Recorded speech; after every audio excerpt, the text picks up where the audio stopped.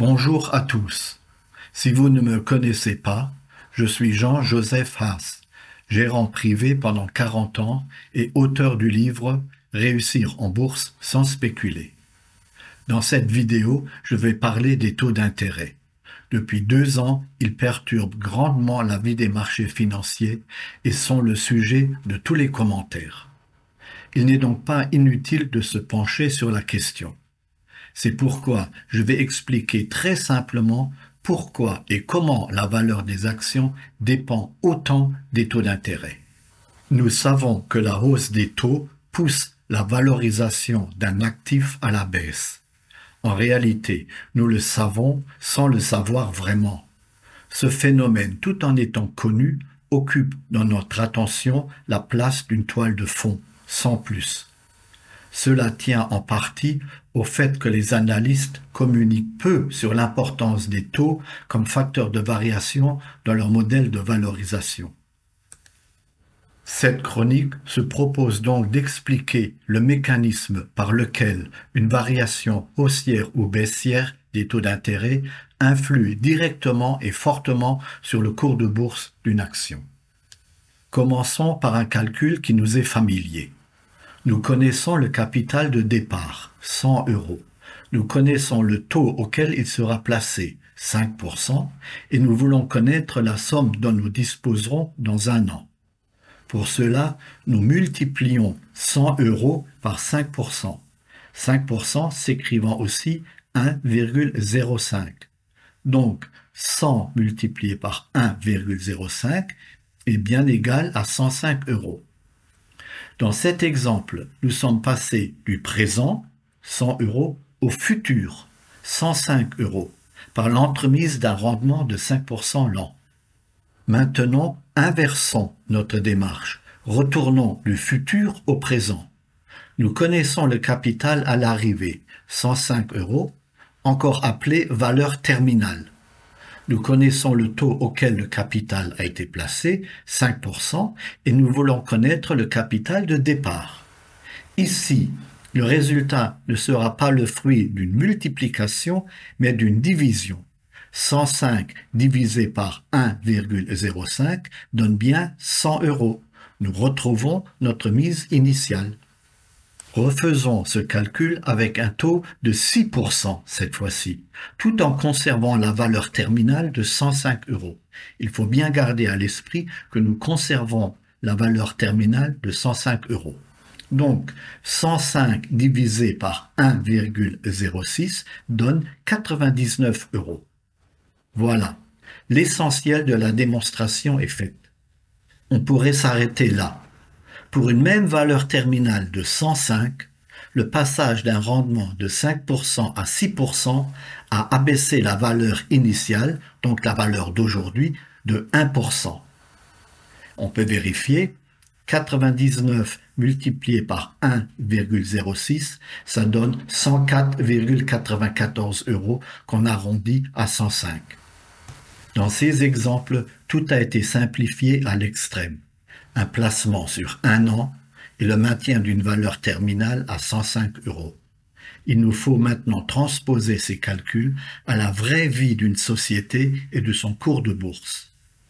Pour cela, rappelons quelques fondamentaux. Qu'achète-t-on lorsqu'on achète une action? On achète le droit d'encaisser à l'infini les futurs dividendes. Et on achète aussi le droit à la partie non distribuée des bénéfices, conservée par la société à nouveau pour une période illimitée, une période infinie. En fait, si le calcul sur un an était trop simpliste, se projeter dans l'infini est trop ambitieux, d'autant que l'infini dure très longtemps, surtout vers la fin. Alors les analystes limitent leurs calculs à des périodes plus raisonnables de 10 ans. Maintenant, il s'agit de déterminer la valeur terminale d'une action. Commençons par les dividendes. L'analyste base le montant des dividendes à venir sur une progression probable du chiffre d'affaires, des marges, des dépenses d'investissement, de la fiscalité, des bénéfices tels qu'envisagés par lui. Il en va de même pour la partie des bénéfices conservés par la société. L'actionnaire bénéficiera donc de ces deux sources de revenus qui, additionnées, déboucheront après 10 ans à la valeur terminale de l'action. Mais, point important pour l'instant, cette valeur terminale, c'est-à-dire future, n'est basée que sur la vie interne de la société. Il reste à y inclure l'effet des taux d'intérêt. Or, en janvier de l'année dernière, en 2022, les obligations d'État à 10 ans rapportaient un maigre 0,29% d'intérêt. La question se pose alors en ces termes. Quelle est la valeur aujourd'hui d'une action qui vaudra 1000 € dans 10 ans selon les hypothèses de l'analyste, sachant que ce capital de départ sera placé à 0,29% l'an.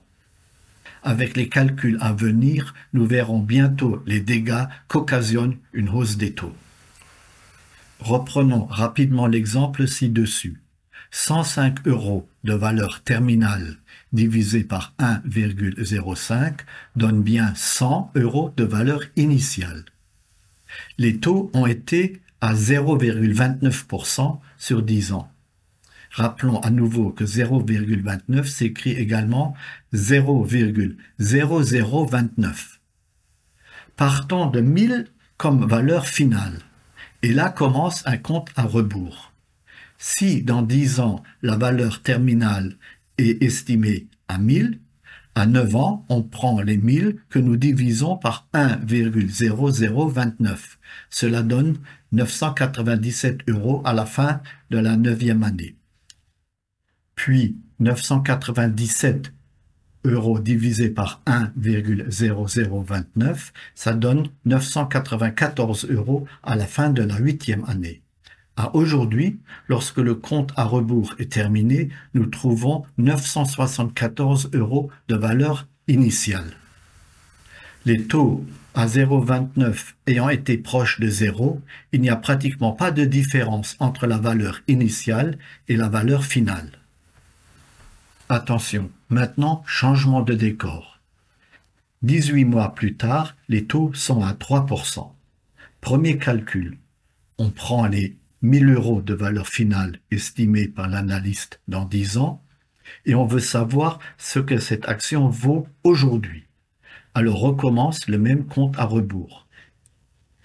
Si dans 10 ans, la valeur terminale est estimée à 1000 €, à 9 ans, on prend les 1000 € que l'on divise par 1 plus 0,3, soit 1000 divisé par 1,03, et cela donne 970 €.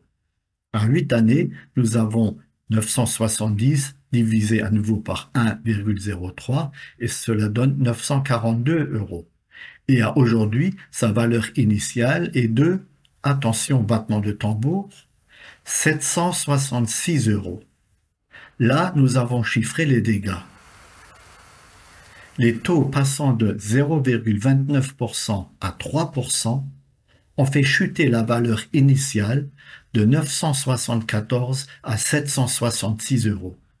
Autrement dit, ce qui vaudra 1000 € dans 10 ans doit coter aujourd'hui, avec les taux à 3%, doit coter aujourd'hui 766 €, alors que la même action cotait 208 € de plus il y a à peine 18 mois. Si vous partez de cette valeur initiale de 766 € à laquelle vous ajoutez 3% 10 années de suite, vous retrouverez bien la valeur finale de 1000 €. Avant de finir, il nous reste encore à répondre à une question importante. Pourquoi sommes-nous passés de 0,29 à 3%?